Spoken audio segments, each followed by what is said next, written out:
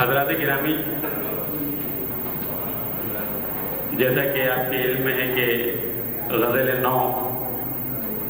جو کہ رجوعی غزل کا مجموعہ ہے، اس کی رونمائی آپ کے سامنے ہو چکی ہے، اور اس میں اعظم کمال صاحب نے ایک جدت کی ہے، اس کو تجربے کا نام بھی دیا جا سکتا ہے، اور اس کو مزید مشکل بنا دیا ہے۔ تن آسانی کے اس دور میں جبکہ ہر چیز آسانی کی طرف رواں ہے، اعظم کمال صاحب نے ایک نیا چیلنج دیا ہے اپنی شاعر برادری کو، اور یقیناً ان کی برادری اس چیلنج کو قبول کرے گی اور اس پر پورا اترے گی۔ اسی حوالے سے آپ کو یہی تھا کہ ہم اس کی ٹیکنیک پر بات کرتے، لیکن چونکہ میرے استاد اور شاعروں کے شاعر جناب حمایت علی شاعر صاحب یہاں تشریف رکھتے ہیں، اور وہ بہتر مجھ سے ہزارہا درجے کروڑہا درجے بہتر رائے دے سکتے ہیں، چونکہ آج کی بات نہیں ہے، جب وہ ریڈیو پر یہاں تھے اس زمانے میں اس نوعیت کے کئی تجربے حیدرآباد میں ہوئے۔ اس نوعیت کے نہیں، مطلب شاعری کے حوالے سے کئی تجربے ہوئے۔ ایک مصرعِ غزل ہے، یک رکن غزل ہے، اور اس طرح کے کئی تجربات ہوئے۔ اس کے علاوہ محسن بھوپالی صاحب نے نظمانے کا تجربہ کیا، حمایت علی شاعر صاحب نے ثلاثی کا تجربہ کیا جو کہ کامیاب بن گیا اور اس کے مجموعے آ گئے۔ اسی طرح سے جان کشمیری صاحب، چونکہ کچھ ان کا تعلق حیدرآباد سے بنتا ہے، وہ بھی اپنے مزاج میں ایک اجتہادی پہلو رکھتے ہیں، اور ظاہر ہے کہ میجر اعظم کمال صاحب کا تعلق چونکہ جان کشمیری سے بھی ہے اور اب حیدرآباد سے بھی ہے، اس لیے ان کا حق بنتا تھا کہ وہ یہ تجربہ کریں، اور امید یہی ہے کہ یہ تجربہ بھی کامیاب ہوگا اور اردو کے شعری خزانے میں اضافے کا باعث بنے گا۔ بہرحال میجر صاحب میرے بہت اچھے دوست ہیں، بھائیوں کی طرح محبت کرتے ہیں۔ میں نے چند سطور گزارش کی ہیں، میں آپ حضرات کے سامنے پیش کرتا ہوں۔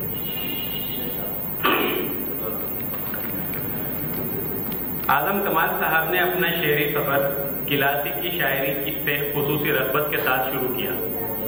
یہی وجہ ہے کہ ان کے ہاں عصری حسیات کے بیان میں نہ تو روایتی شاعری کی تقلید کا شبہ ہوتا ہے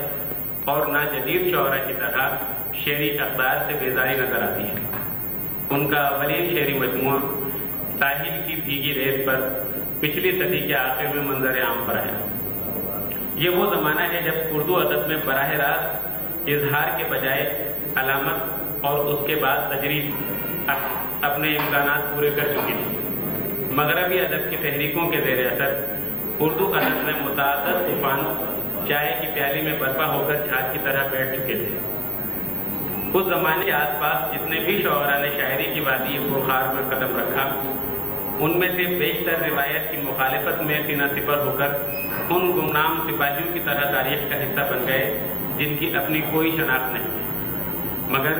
ادب کے مجموعی تناظر میں انہیں نظر انداز بھی نہیں کیا جا سکتا۔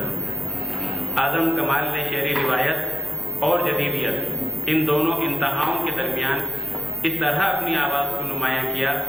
کہ آج میں اپنی تمام تر کم علمی کے باوجود انہیں جدید شاعر بھی منوا سکتا ہوں اور ایک روایتی شاعر کے طور پر بھی ان کا کامیاب تعارف کرا سکتا ہوں۔ اعظم کمال صاحب کی شاعری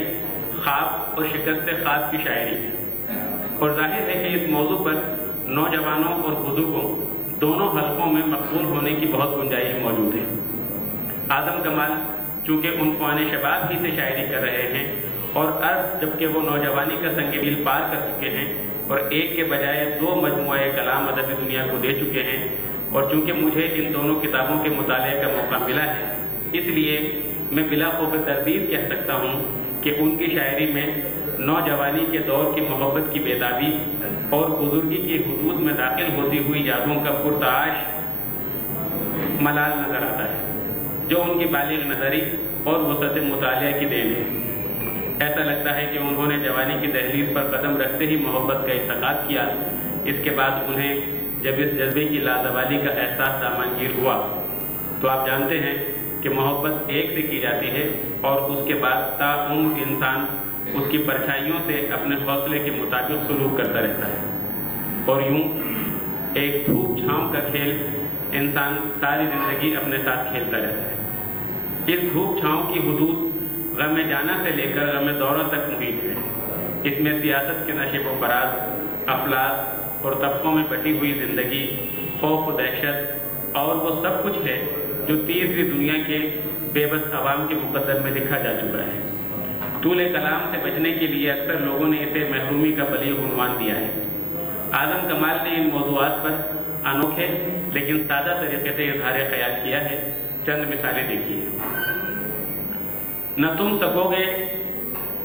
سن سکو گے میری حرف چیخیں، ذرا سوچ لینا جلانے سے پہلے۔ ایک ہی گھر میں رہیں اور فاصلہ صدیوں کا ہو، ایک ہی گھر میں رہیں اور فاصلہ صدیوں کا ہو، اس جہاں میں اس طرح کے ضابطے بھی ہوتے ہیں۔ دن کے ہنگاموں سے اس کی آنکھ بھی تر ہو گئی، کیا کبھی دیکھا ہے سنے شام کو روتے ہوئے؟ جسم تنہائیوں میں رہتا ہے، کس لیے فاصلوں میں رہتا ہوں؟ روٹ کر جانے سے پہلے سوچ لو، دیکھ لو، کل سوچتے رہ جاؤ۔ جگر قرآن باقی نے کہا تھا کہ لفظ محبت کا اتنا سا پکانا ہے، سمٹے تو دل عاشق، پھیلے تو زمانہ ہے۔ اس شعر کو سامنے رکھ کر جب میں اعظم کمال کی شاعری کا مطالعہ کرتا ہوں تو یہ حیرت انگیز انکشاف ہوتا ہے کہ محبت کے اظہار سے اعظم کمال خود اپنا تعارف کرانا چاہتے ہیں، اور اسی محبت کو سادہ سخن کا بہانہ بناتے ہوئے نئی حسیات اور موجودہ عہد کی فضول تر پیچیدگیوں کو کام میں لاتے ہوئے کبھی آپ بیتی اور کبھی جگ بیتی کا شعوری تجربہ کرتے ہیں۔ موجودہ زمانے میں غم روزگار کی دل فریبیوں نے ہمارے شعراء کو محبوب کی یاد سے اس درجہ بیگانہ کر دیا ہے کہ دل لگا کر محبت کرنے والے اب خال خال ہی نظر آتے ہیں۔ چنانچہ جس شخص پر بھی عشق پیشہ ہونے کا گمان ہوتا ہے اس کے بارے میں یہی سمجھا جاتا ہے کہ وہ نرا آرام طلب اور بے عمل ہے، مگر ہم دیکھتے ہیں کہ اعظم کمال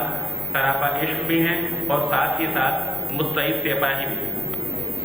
جو وردی وہ زیب تن کیے رہتے ہیں اس میں ایک دھڑکتا ہوا حساس دل جو محبت کے جذبات سے لبریز ہے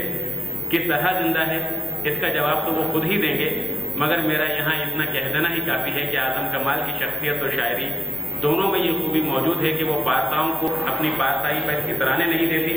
اور کل حوثوں کو کل حوثی پر نادم نہیں ہونے دیتی۔ چنانچہ ایک جگہ کہتے ہیں، عشق ملتا ہے ہر جگہ اعظم، دشت میں گھر تلاش کرتا ہوں، سب کو در سے الفت دیتا، کاش میں ایک پیغمبر ہوتا۔